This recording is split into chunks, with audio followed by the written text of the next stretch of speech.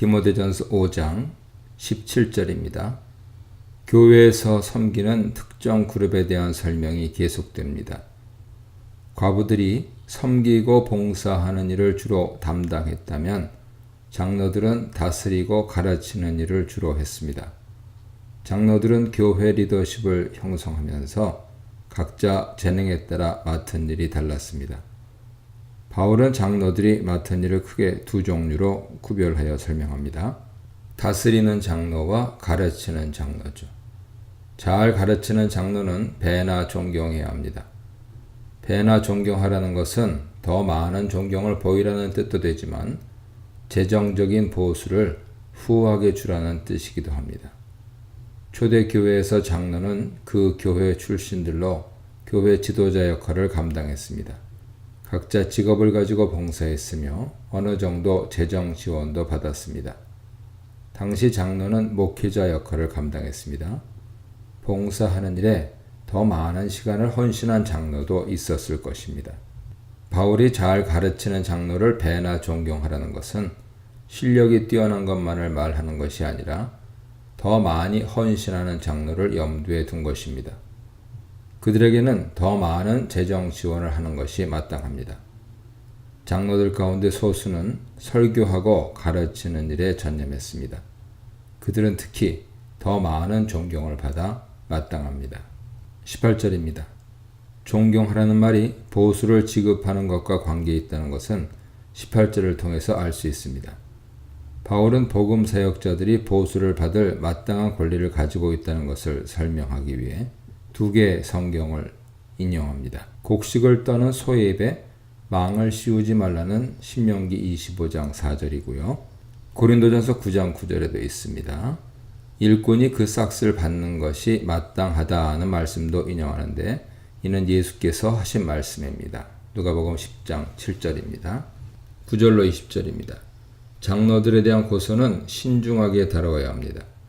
교회 지도자들에 대한 고소는 진실할 수도 있지만 모함하는 자들에 의한 거짓된 고소일 수도 있습니다. 바울은 장로에 대한 고소는 반드시 두 사람이나 세 사람의 일치된 증거가 있을 때만 받아들이라고 명합니다. 두세 사람의 증거가 필요하다는 것은 유대법에 근거한 것이지만 특히 지도자에 대한 고소는 더욱 신중하게 받아들여야 합니다. 만약 장로에 대한 고소가 진실한 것이어서 장로 범죄 사실이 드러난다면 엄중하게 책망해야 합니다. 장로에 대한 고소를 신중히 받아들여야 하듯 죄를 범한 사실에 대해서는 더욱 엄중히 다루어야 합니다. 바울은 그 장로를 공개적으로 책망하여 다른 성도들로 하여금 두려움을 갖도록 본보기로 세우라고 명합니다. 21, 22절입니다. 바울은 디모데에게 장로를 안수하는 일에 대해 특별히 주의시키고 있습니다. 당시 안수는 장로의 회에서 행하는 것이었지만 디모데는 주관하고 통솔할 책임이 있었습니다. 먼저 장로를 선택하는 일에 있어서 공평무사하게 처신하여 합당한 자격을 가진 자를 세우도록 주의를 기울여야 합니다. 편견 없이 하라는 것은 어떤 사람에 대한 개인적인 편견으로 그 사람을 부당하게 평가하지 말라는 뜻입니다. 반면에 어떤 사람에 대한 편애로 그 사람을 과대평가해서도 안 됩니다. 경솔히 안수하지 말라는 것은 21절의 권명과도 잘 연결됩니다. 그런데 다른 사람의 죄에 참여하지 말라는 것은 이해하기 어렵죠. 아마도 장로의 회에서 편견에 의해 합당하지 않은 사람을 안수하려고 할 때 거기에 경솔하게 동조하지 말라는 뜻일 것입니다. 만약 안수한 후에 나중에 그 사람에게 중대한 과실이 있는 것이 드러나면 죄인을 안수한 죄에 동참하는 것이 되죠.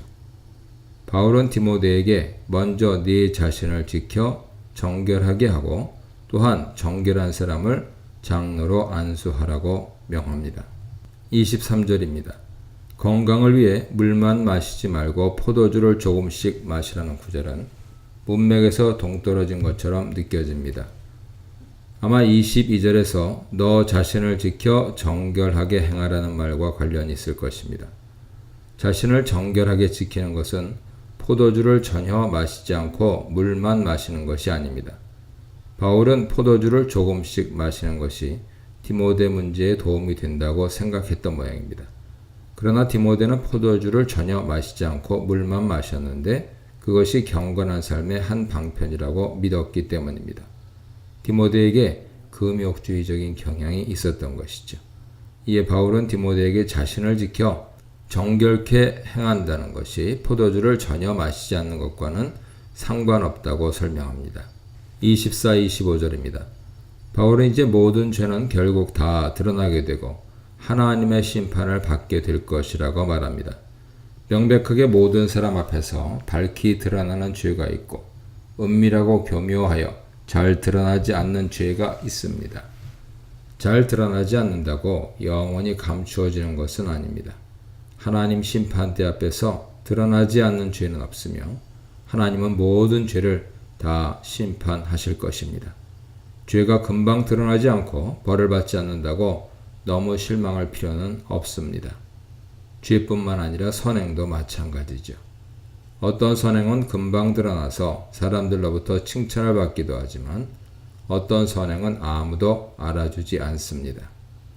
선을 행하다가 사람들이 알아주지 않는다고 실망할 필요는 없습니다.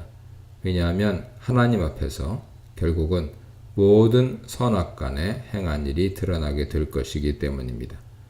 바울은 디모데에게 당장 인간의 눈에 보이는 것 때문에 일희일비하지 말고 죄에 참여하지 말며 선한 일에 힘쓰라고 권면합니다.